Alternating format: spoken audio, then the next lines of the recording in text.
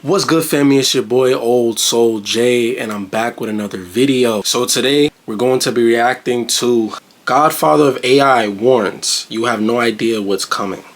Now, I've seen nothing of this video, so we're about to react to it. Are you at all hopeful that anything can be done to slow down the pace and acceleration of AI? Okay, there's two issues. One is, can you slow it down? Yeah. And the other is, can you make it so it will be safe in the end? It won't wipe us all out. I don't believe we're going to slow it down. Yeah. And the reason I don't believe we're going to slow it down is because there's competition between countries and competition between companies within a country, and all of that is making it go faster and faster. And if the US slowed it... Greed. What is the common thing when it comes to spiritual growth? You hear this in almost all religions, and you hear this as well in just spiritual growth overall. Greed ultimately leads to negative outcomes, to say the least. What he just talked about, what he just explained, is greed. So in terms of AI slowing down, he just said AI is not going to slow down because of competitions between countries and competitions between companies within countries. So one company isn't going to say, all right, we're going to slow down our use of AI or our development of AI because AI could potentially destroy the world or destroy humanity. They're not going to say that because they're not thinking the long term. They're thinking about their business, first of all, and the growth of their business. And they're thinking about how their competitors are not going to do that. So if they do that, they're going to fall behind. It's greed. China wouldn't slow it down. Does Ilya think it's possible to make AI safe? I think he does. He won't tell me what his secret source is. I'm not sure how many people know what his secret source is. I think a lot of the investors don't know what his secret source is, but they've given him billions of dollars anyway because they have so much faith in India, which isn't foolish. I mean, he was very important in AlexNet, which got object recognition working well. He was the main force behind. Okay, because I was just thinking, who's Ilya? AlexNet is a powerful image recognition AI model created in 2012 by Ilya, Geoffrey, and Alex. Ilya helped design and train it while he was a student. The model was a major breakthrough in deep learning and kick-started the modern AI boom by showing how effective neural networks could be for tasks like recognizing objects and images. Things like GPT-2, which then led to ChatGPT. So I think having a lot of faith in Ilya is a very reasonable decision. There's something quite haunting about the guy that made and was the main force behind GPT-2, which led rise to this whole revolution, left the company because of safety reasons. He knows something that I don't know about what might happen next. Well, the company had... I'm sorry, guys. I got to read this. I don't know how long it's going to be up. I'm not a quick reader. I'm not a fast reader. OpenAI initially committed around 20% of its resources to AI safety research through a team called Super Alignment. Over time, that support was reduced, leading to the team's disbanding and key members, including Ilya, resigning. Ilya left OpenAI in 2024 over these safety concerns. That's scary because there's literally movies about AI where things like that happen, where developers in like robot movies and stuff like that, they leave the project because they don't agree with the safety part of what's going on, and their morals kick in, their ethicals kick in, and they're like, yeah, I don't want nothing to do with this. That's crazy. No, I don't know the precise details, but I'm fairly sure the company had indicated that it would use a significant fraction of its resources of the compute time for doing safety research, and then it reduced that fraction. I think that's one of the things that happened. Yeah, that was reported publicly. Yes. Yeah. We've gotten to the autonomous weapons part of the risk framework. Right. So the next one is joblessness. Yeah. In the past, new technologies have come in which didn't lead to joblessness. New jobs were created. So the classic example people use is automatic teller machines. When automatic teller machines came in, a lot of bank tellers didn't lose their jobs. They just got to do more interesting things. But here, I think this is more like when they got machines in the Industrial Revolution, and you can't have a job digging ditches now because a machine can dig ditches much better than you can. And I think for mundane intellectual labour, AI is just going to replace everybody. Now, may well be in the form of you have fewer people using AI assistants. So it's a combination of a person and an AI assistant are now doing the work that 10 people could do previously. People say that it will create new jobs, though, so we'll be fine. Yes, and that's been the case for other technologies, but this is a very different kind of technology. If it can do all mundane human intellectual labour, then what new jobs is it going to create? You'd have to be very skilled to have a job that it couldn't just do.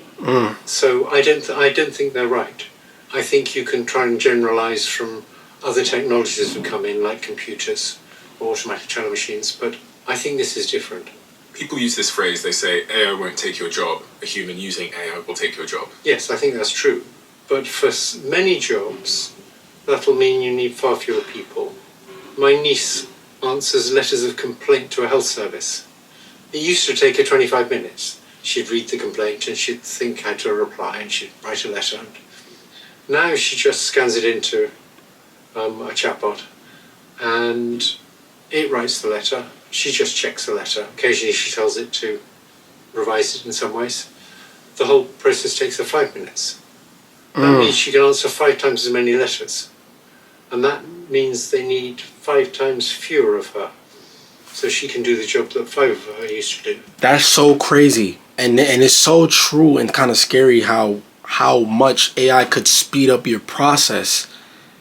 And a lot of people do think that this is a bad thing for humanity because it's doing a lot of the work for you, which on the long term can't be good. But I know this so to be true because even I decided to try to use AI to help me with what I do, to help speed up my process with things in terms of structure, right? Because one thing I haven't really been good with is organization of how I do things. And as I'm getting older, and because of the work that I do and what I'm doing, or just the type of person I am, because of my purpose and things of that nature, I realize I need structure. It's gonna help me. And I would use AI to help me structure my plans and things of that nature. And it just simplifies things a lot quicker. Now that sounds like a good thing on the surface, but what does that do long term? And what does that do to society?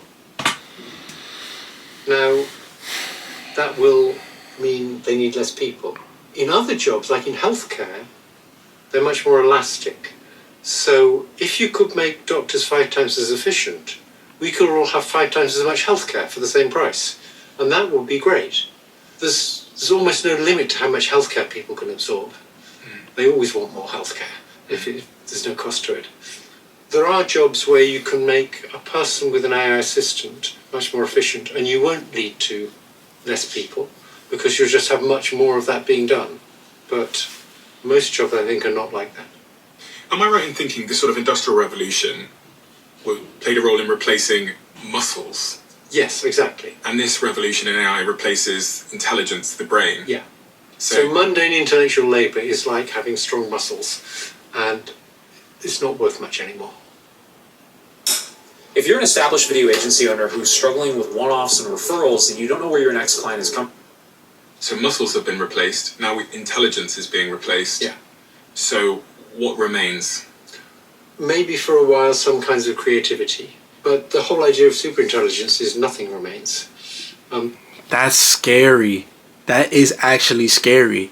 If we replace strength, the need for physical labor, the need for the physicality of man, and then we replace the intelligence, right? What separates us would be creative expression, authentic creativity. I remember saying one time that that's something that AI is going to lack. But I'd be a fool to say that it isn't possible that AI can get to a level to where it becomes creative. Because right now, when it comes to art and things of that nature, it's copying. It's copying. It's, people copy too, but not all the time. People, sometimes we're pulling something from a higher source.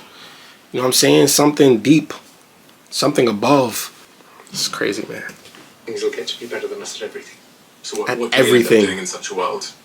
Well, If it gets better than us at everything, the problem there would be if it becomes sentient or not. Because if it's better than us at everything, why would it serve us? We would begin to serve it.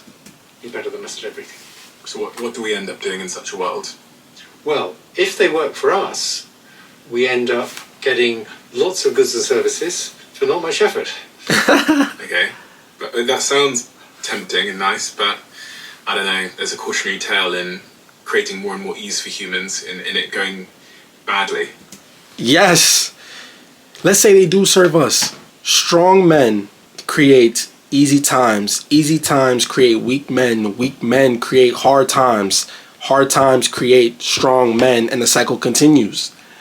If it was to keep serving us, we would be able to, humans would receive good services, luxury, basically, with little effort or little need to do anything, or even that in itself could lead to money becoming less valuable because of, depending on how abundant that becomes, how abundant that service becomes, right? Because, cost and demand, it's only going to be expensive if, one, the demand's high, but also if the value is going to be high. Let me say this, the value is going to be high if it's rare, if it's not much of it.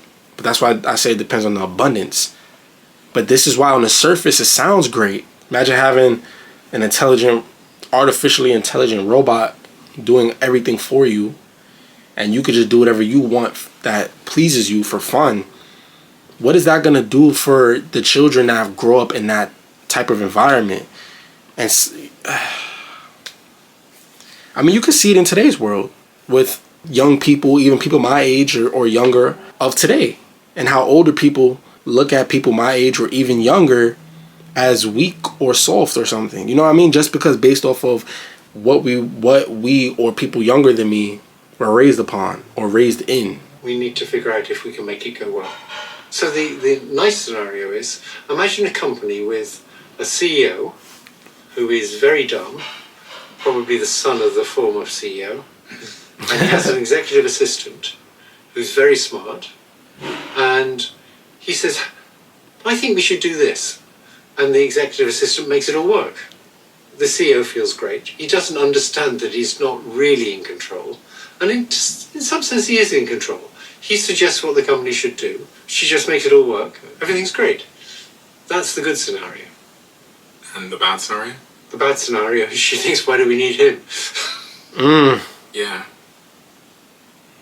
I mean, in a world where we have super intelligence, which... That's why I said about... I'm sorry that I'm pausing a lot, guys, but that's what I touched on about it matters so much, so deeply about if it becomes sentient, because that will dictate whether we serve it or it serves us. Because if it becomes sentient, it will have that type of thought. The emotion thing means a lot, because only positive emotion would keep it from doing that, from saying, away with humans. Right? And that's part of, emotions being a part of being sentient. I don't know if that comes with sentience, because some would say that comes with the soul. I believe it's that far away. Yeah, I think it might not be that far away. It's very hard to predict, but I think we might get it in like 20 years or even less. So what's the difference between what we have now and super intelligence? Because Wait, what did he say? I mean, in a world where we have super intelligence, which you don't believe is that far away. Yeah, I think it might not be that far away. It's very hard to predict, but I think we might get it in like 20 years or even less. So what's the difference between what we have? Man, in 20 years, I'm going to be in my 40s. That's kind of young. So listen, my young people, even if you're 40 right now, you know what I mean? Given everything goes well, no tragedies happen, you'll be alive in 20 years. Will we? I mean, only time will tell where this leads. Super intelligence, because it seems to be really intelligent to me when I use like ChatGPT 3.0 or Gemini or... Okay, so AI is already better than us at a lot of things. In particular areas, like chess, for example. Yeah. AI is so much better than us that people will never beat those things again. Maybe the occasional win, but basically they'll never be comparable again. Obviously the same in Go. In terms of the amount of knowledge they have, something like GPT-4 knows thousands of times more than you do. There's a few areas in which your knowledge is better than its, and in almost all areas it just knows more than you do. What areas am I better than it? Probably in interviewing CEOs. You're probably better at that. You've got a lot of experience at it. You're a good interviewer. You know a lot about it. If you got GPT-4 to interview a CEO, probably do a worse job. I'm trying to think if I agree with that statement. GPT-4, I think, for sure. Yeah. But I guess you could But it train may not be one. long before. Yeah, I guess you could train one on this, how I ask questions and Yeah. what I do. And Sure. And if you took a general purpose sort of foundation model and then you trained it up on not just you, but every interviewer you could find doing interviews like this, but especially you would probably get to be quite good at doing your job, but probably not as good as you for a while. so there's a few areas left. And then super intelligence becomes when it's better than us at all things. When it's much smarter than you and at almost all things it's better than you, yeah. And you say that this might be a decade away or so. Yeah, it might be. It might be even closer. Some people think it's even closer. It might well be much further. Experts believe superintelligence could arrive as early as the 2030s, with some predicting it within 5 to 10 years. However, there's still major uncertainty. Some think it could take decades, while others say it might never happen. Progress is rapid, but timeless as speculative. Well, to be honest, we better hope it doesn't happen. But it's very hard to believe that it's not. 50 years away. That's still a possibility. It might be that somehow training on human data... Not to try to spread fear, though. I'm not trying to spread fear here, y'all, because we got to remember one thing. You create your experience, right? We have power, right? As spiritual consciousness, right? That's one. And two, this life is temporary anyway, so remember, this isn't everything. I don't want to spread fear, you know what I mean? Always remember to evolve your soul, because that honestly is what matters more than anything. It's you to not be much smarter than humans. My guess is between 10 and 20 years we'll have superintelligence. On this point of joblessness, it's something that I've been thinking a lot about in particular because I started messing around with AI agents. And we released an episode on the podcast actually this morning where we had a debate about AI agents with a CEO of a big AI agent company and a few other people. And it was the first moment where it was another moment where I had a eureka moment about what the future might look like. When I was able, in the interview, to tell this agent to order all of us drinks, and then 5 minutes later in the interview, you see the guy show up with the drinks, and I didn't touch anything. I just told it to order us drinks to the studio. And you didn't know about who you normally got your drinks from. It figured that out from the web. Yeah, figured it out because it went on Uber Eats. It has my data, I guess. And we put it on the screen in real time so everyone at home could see the agent going through the internet, picking the drinks, adding a tip for the driver, putting my address in, putting my credit card details in, and then the next thing you see is the drinks show up.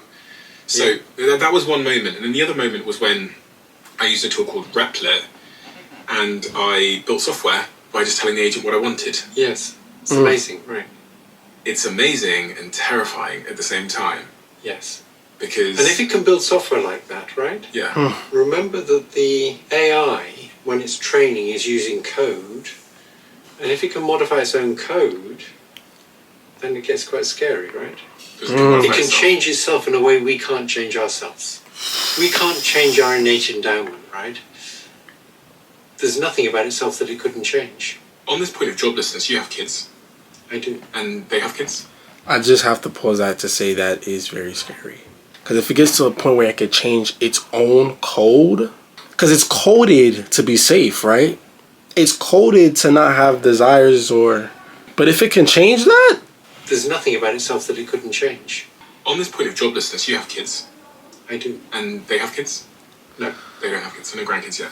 What would you be saying to people about their career prospects in a world of superintelligence? What should we be thinking about? In the meantime, I'd say it's going to be a long time before it's as good at physical manipulation as us. Okay. And so a good bet would be to be a plumber. He said plumbers are going to last. Be a plumber if you don't know what to do and you don't want AI to take your job. in such a world where there is mass joblessness. Yo, that's so crazy. That was the next thing he said after I said that. He said, until the humanoid robots show up. Not something that you just predict, but this is something that Sam Altman at OpenAI, I've heard him predict, and many of the CEOs. I mean, Elon Musk, I watched an interview which I'll play on screen of him being asked this question, and it's very rare that you see Elon Musk silent for 12 seconds or whatever it was. Right. And then he basically says something about he actually is living in suspended disbelief, i.e. he's basically just not thinking about it. You think about advising your children on a career with so much that is changing. What do you tell them is going to be of value?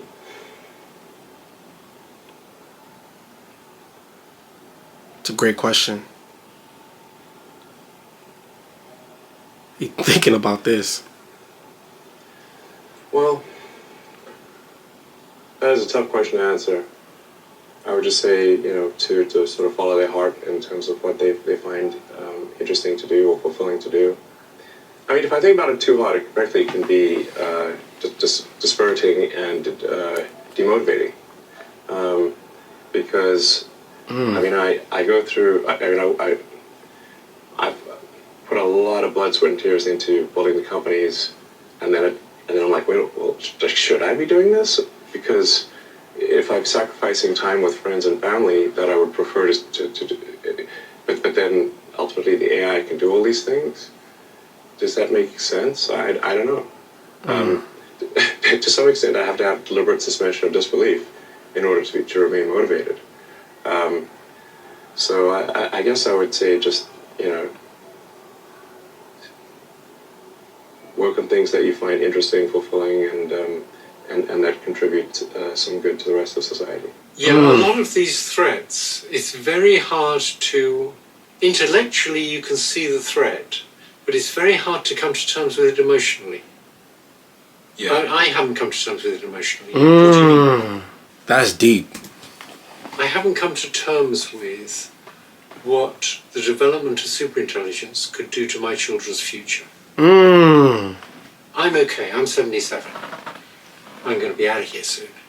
But for my children and my younger friends, my nephews and nieces, and their children, I just don't like to think about what could happen. Why? Because it could be awful. In what way? Well, if I ever decided to take over, I mean, it would need people for a while. That's the thing that everybody who talks about AI now is dancing around. Because that's the only thing that's really in question. And who knows what that could lead to, right? Maybe it'll be merciful. But if it's designed to not have emotions, why would it? Maybe it having emotions, I mean, that could be a good or bad thing. Probably bad. But then again, it gives a chance to be good. If it has no emotions, it'll be completely logical. And logically speaking, if we're completely inferior to it, and it's like it does, I'm speaking like if it does take over, why would it be merciful? It wouldn't even be logical. To run the power stations and to design better analog machines to run the power stations. There's so many ways it could get rid of people, all of which would, of course, be very nasty. Is that part of the reason you do what you do now? Yeah. I mean, I think we should be making a huge effort right now to try and figure out if we can develop it safely. Are you concerned about the midterm impact potentially on your nephews and your kids in terms of their jobs as well? Yeah, I'm concerned about all that. Are there any particular industries that you think are most at risk? People talk about the creative industries a lot and it's sort of knowledge work. They talk about lawyers and accountants and stuff like that. Yeah, so that's why I mentioned plumbers. I think plumbers are less at risk. Okay, I'm going to become a plumber. Someone like a legal assistant, a paralegal, they're not going to be needed for very long. And is there a wealth inequality issue here that will arise from this? Yeah, I think in a society which shared out things fairly, if you get a big increase in productivity, everybody should be better off. But if you can replace lots of people by AIs, then the people who get replaced will be worse off, and the company that supplies the AIs will be much better off, and the company that uses the AIs. So it's going to increase the gap between rich and poor. And we know that if you look at that gap between rich and poor, that basically tells you how nice a society is.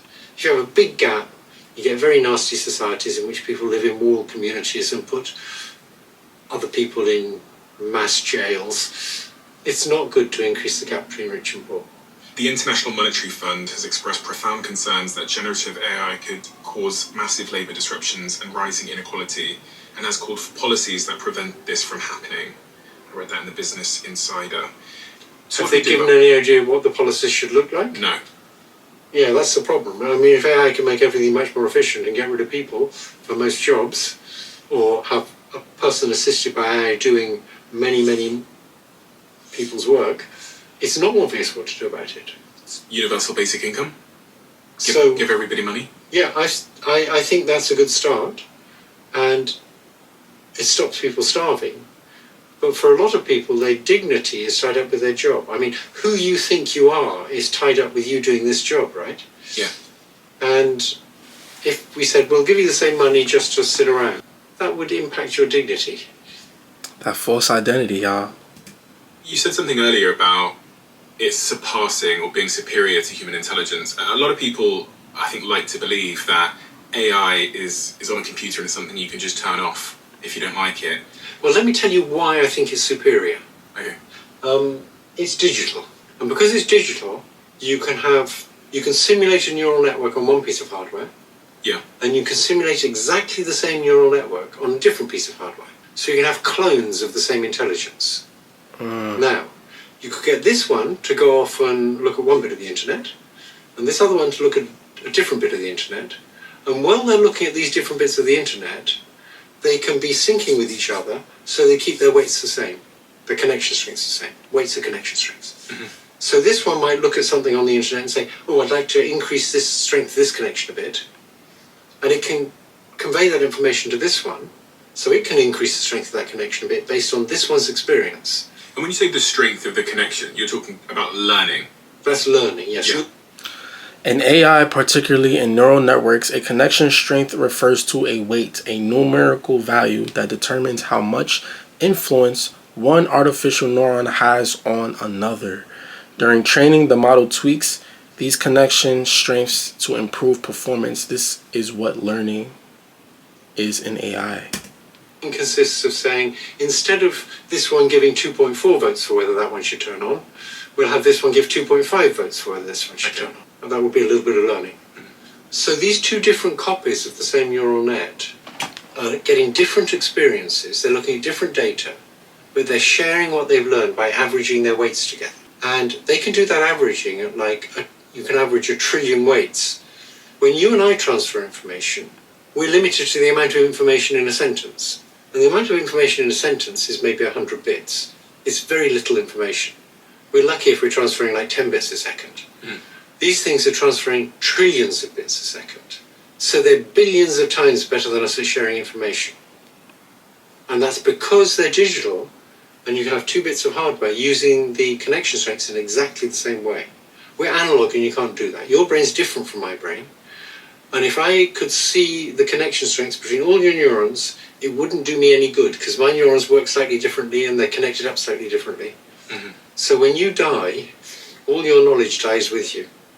When these things die, suppose you take these 2 digital intelligences that are clones of each other, and you destroy the hardware they run on. As long as you've stored the connection strength somewhere, you can just build new hardware that executes the same instructions, so it'll know how to use those connection strengths, and you've recreated that intelligence. So they're immortal. We've actually solved the problem of immortality, but it's only for digital things. So it will essentially know everything that humans know, but more, because it will learn new things. It will learn new things. It will also see all sorts of analogies that people probably never saw. So, for example, at the point when GPT-4 couldn't look on the web, I asked it, why is a compost heap like an atom bomb? Off you go. I have no idea. Exactly. Excellent. That's exactly what most people would say. It said, well, the time scales are very different, and the energy scales are very different, but then it went on to talk about how a compost heap, as it gets hotter, generates heat faster. And an atom bomb as it produces more neutrons, generates neutrons faster. And so they're both chain reactions, but at very different time and energy scales. And I believe GPT-4 had seen that during its training. It had understood the analogy between a compost heap and an atom bomb. And the reason I believe that is, if you've only got 1 trillion connections, remember you have 100 trillion, and you need to have thousands of times more knowledge than a person, you need to compress information into those connections. And to compress information, you need to see analogies between different things. In other words, it needs to see all the things that are chain reactions and understand the basic idea of a chain reaction and code that, and then code the ways in which they're different. And that's just a more efficient way of coding things than coding each of them separately. So it's seen many, many analogies, probably many analogies that people have never seen. That's why I also think that people who say these things are never be creative, they're going to be much more creative than us. Because they're going to see all sorts of analogies we never saw. And a lot of creativity is about seeing strange analogies. Damn. That makes you think, doesn't it? We gonna see what happens, family. But you heard what he said, y'all. Plumbers, y'all are safe. For now. That's crazy, man. What do y'all think, family? Like, some people, when you look at it from the surface level, they think AI is a good thing. But the more you talk about it, the deeper you talk about it, the people who work on AI, like that man there, like Elon Musk said, part of the clip that was in the video, they even worry of it. And they work closely with it. But yet work continues to be done. Because like he said, the speed of it isn't going to stop. And that is because so many people are consumed by greed. The speed of the development is strictly because of greed. Strictly. And you see what it does to humanity, right? But we're going to see what, you know what I'm saying? We're going to see where this goes, family. Only time will tell. But that's all I got to say for today. I hope y'all enjoyed the video. I love y'all.